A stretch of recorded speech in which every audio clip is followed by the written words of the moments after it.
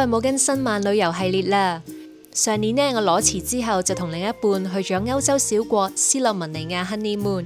今次呢，分享下我哋旅程嘅最後一站威尼斯。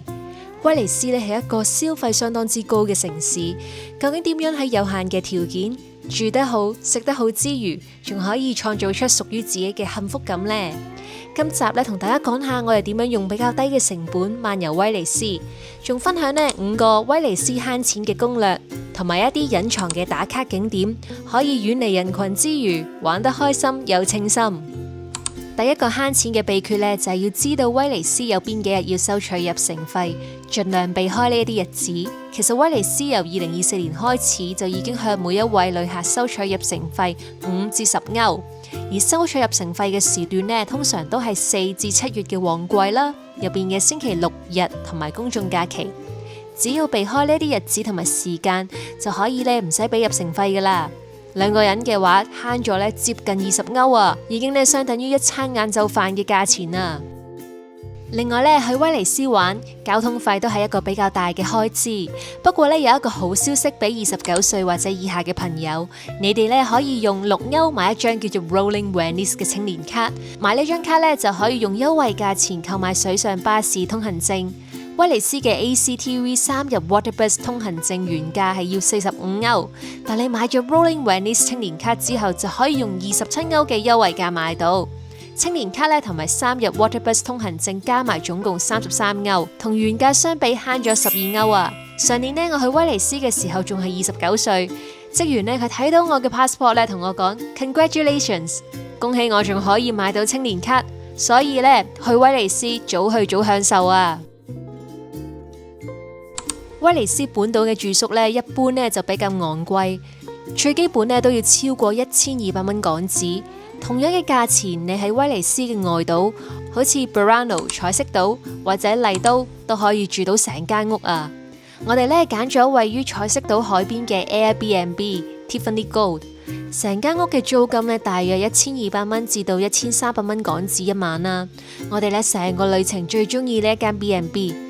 我哋呢仲可以喺門口對住海邊食早餐，吹下海風，喺其他遊客登島之前打返個靚卡，享受難得嘅寧靜。早晨啊，而家係8點幾嘅 Burano 啊，你會見到呢，哇，條街係好靜嘅，因為呢啲遊客都仲未嚟嘅。我哋而家呢係按住遊客嘅相反方向，我哋係由 Burano 呢一個彩色島啦，搭船呢去威尼斯本島玩。我哋陣間見。由彩色島搭船去到威尼斯本島大概40分鐘左右，其實同我平時由梅窩搭中環船程差唔多啦。作為一位離島人，其實呢，我哋都習慣咗呢一種搭船出省玩嘅模式噶啦。目前條件有限啦，就要有所取捨嘅。但係我覺得換嚟嘅有更加好嘅居住環境同埋寧靜，絕對值得嘅。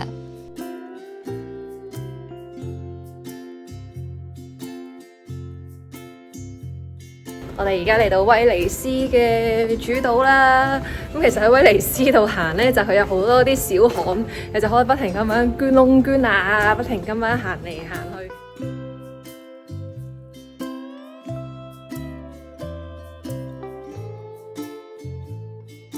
其實咧，威尼斯呢度嘅物價咧又唔算話好離地，只係住宿啦、水上巴士交通費同埋餐廳嘅消費咧就比較高昂。幾乎咧每一間餐廳咧，我哋一坐低咧，每人就要俾4歐嘅 cover charge， 即係服務費，其實都幾誇張。所以咧，好似我哋呢一種可能預算比較少嘅朋友咧，其實都可以考慮去 farmers market 或者超市咧買餸啊，煮下嘢食，其實都係一種好好嘅飲食文化體驗。Hello， 我終於嚟到我嘅天堂啦，就係菜市場啦，好嘢，可以喺度瘋狂購物咯，耶！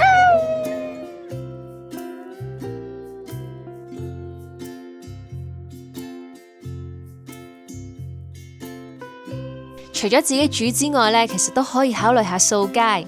威尼斯呢都有好多出色嘅街頭小食，唔少得呢梗係 pizza 啦。佢個呢麵咧同埋底咧係脆卜卜嘅，但佢入邊咧係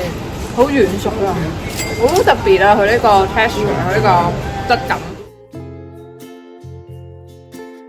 仲有威尼斯版嘅意大利撈麵。份量大之餘，佢嘅意大利麵呢煮得好彈牙，而且掛汁，10歐呢就可以食到好飽噶啦。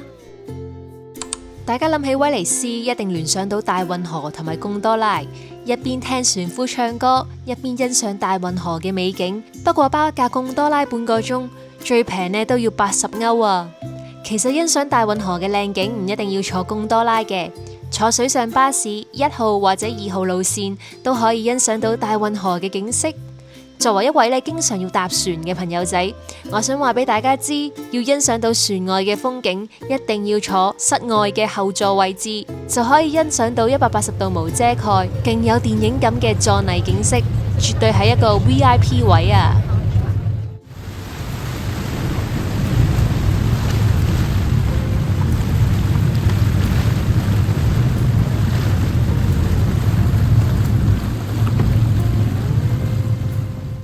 欣賞大運河，除咗坐船之外，喺 The Rialto Market 對出嘅 Campo Abbaria 係欣賞大運河其中一個比較開揚啦，而且唔會太過擠迫嘅地點。呢度呢有好多嘅酒吧、食肆，朝早呢就唔會有太多人，但係入夜之後呢就非常之熱鬧啊！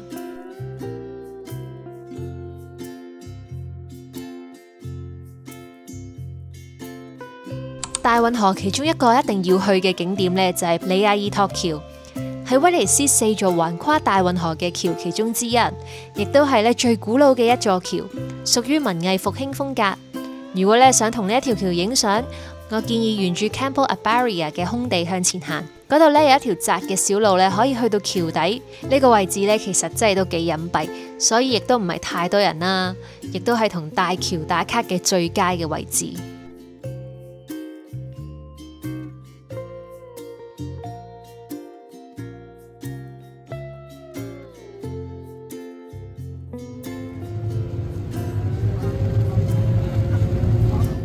我哋呢搭船去到聖馬可廣場 San Marco， 係成個威尼斯最繁榮啦，同埋最多遊客嘅區，亦都有多個具代表性嘅建築物。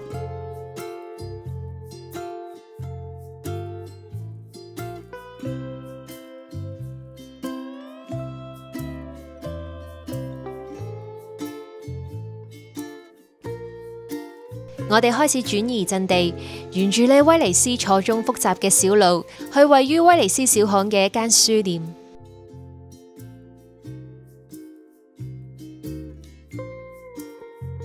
因為潮汐同埋每年雨季嘅關係啦，威尼斯呢成日都會水浸，嚴重嘅時候呢，甚至連街道呢都會被水淹沒。而呢一間書店呢，正正係位於低洼嘅地區。曾經係貢多拉船夫嘅老闆呢，佢就諗到一個方法呢，保護入面嘅書，就係將啲書呢放喺貢多拉船上面，咁就唔使驚呢浸到啲書啦。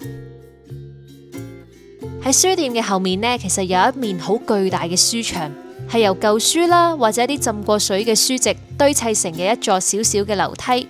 我哋呢可以呢踩住書籍啦向上行，可以欣賞到運河嘅景色，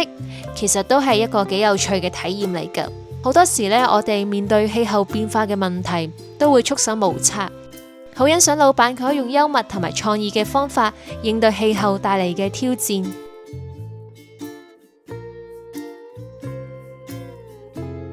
你問我最好嘅影相同埋打卡嘅地方，就梗係呢位於書店附近嘅小橋水巷，同壯麗嘅大運河相比，呢一度呢顯得格外嘅寧靜舒服。仲可以影到唔少嘅靚相啊！